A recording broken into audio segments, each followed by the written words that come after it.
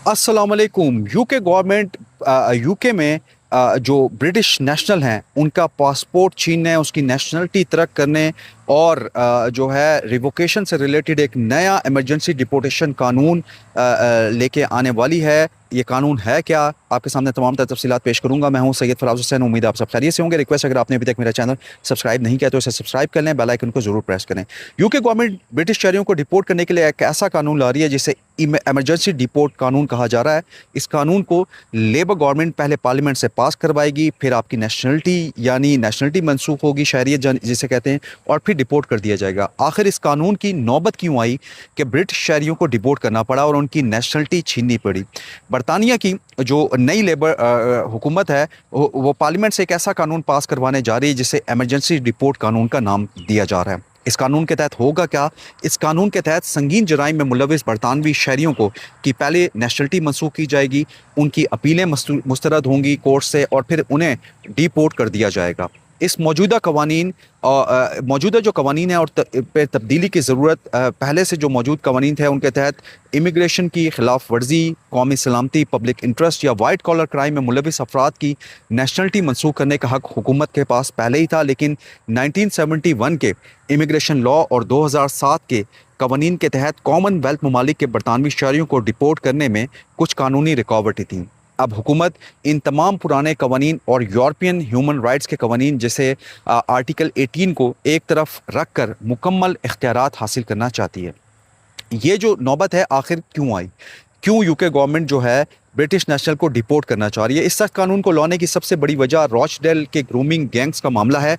कम उम्र बच्चियों के साथ जो है ज़्यादती और संगीन जुराइम में मुलविस ये मुजरिम अब अपनी जेल की सज़ाएं काट कर बाहर आ रहे हैं। अगरचे 12 साल पहले इनको सज़ा दी गई थी, ब्रिटिश गवर्नमेंट इनकी शरीयत पहले ही मनसूख कर चुकी है, लेकिन लीगैलिटीज़ और कानूनी पेचीदगियों की वजह से ये ब्रिटिश बरतानिया की गलियों में आज़ाद घूम रहे हैं, जिससे मुतासरा ख़वातीन और सिविल सोसाइटी में शदीद तशवीश पाई जाती है।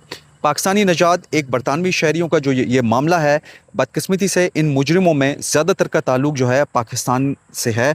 इनमें से बहुत से लोगों ने जो है माजी में बरतानवी पासपोर्ट मिलने पर अपनी पाकिस्तानी नेशनलिटी छोड़ दी थी और पासपोर्ट फाड़ कर फेंक दिए थे। लेकिन अब बरतानवी गवर्नमेंट क्या कर रही है? यूके गवर्नमेंट इनकी असल पैदाइशी रिकॉर्ड की बुनियाद पर इनको अपने नेटिव कंट्री यानी पाकिस्तान डिपोर्ट करवाना चाहती है। सख्त जो है जो ममालिक इन मुलजिमान को वापस लेने में ताउन नहीं करेंगे, बरतानिया उनके वीज़े बंद करने पर गौर भी कर रहा है। इस हवाले से पाकिस्तान से भी बात चल रही है इन अफराद को वापस लेने की। बरतानिया ऑलरेडी 6 ममालिक के ख़िलाफ़ ऐसी कार्रवाई कर चुका है और अफ़गानिस्तान समेत 3 ममालिक के स्टूडेंट और डिप्लोमेटिक वीज़े भी रोके जा चुके हैं।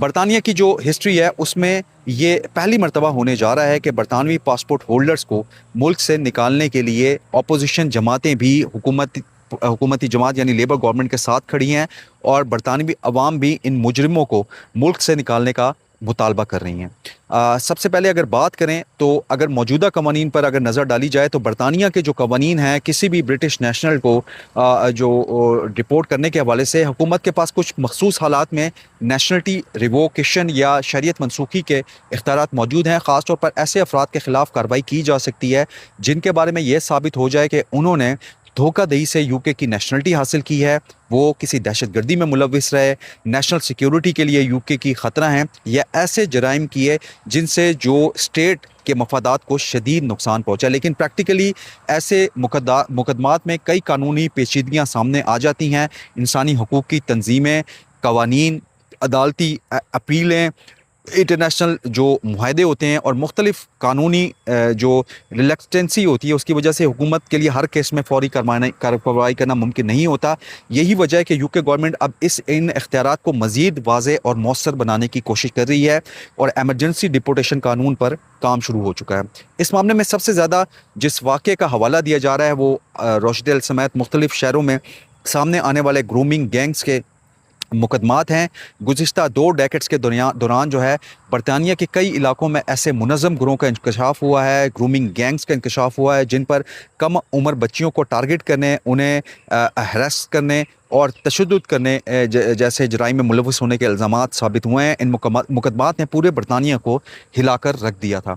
पर जो तादाद है मुजरिमों को तवील कैद की सज़ाएँ सुनाई गई थी, लेकिन अब उनमें से कई अफराद अपनी सज़ाएँ मुकम्मल करने के बाद रिहाई के करीब हैं, जिस पर मुतासरा जो फैमिलीज़ हैं और ख़वातीन के हुकूक़ की जो तंजीमें हैं और आवाम के एक बहुत बड़े तबके में शदीद तशवीश पाई जा रही है।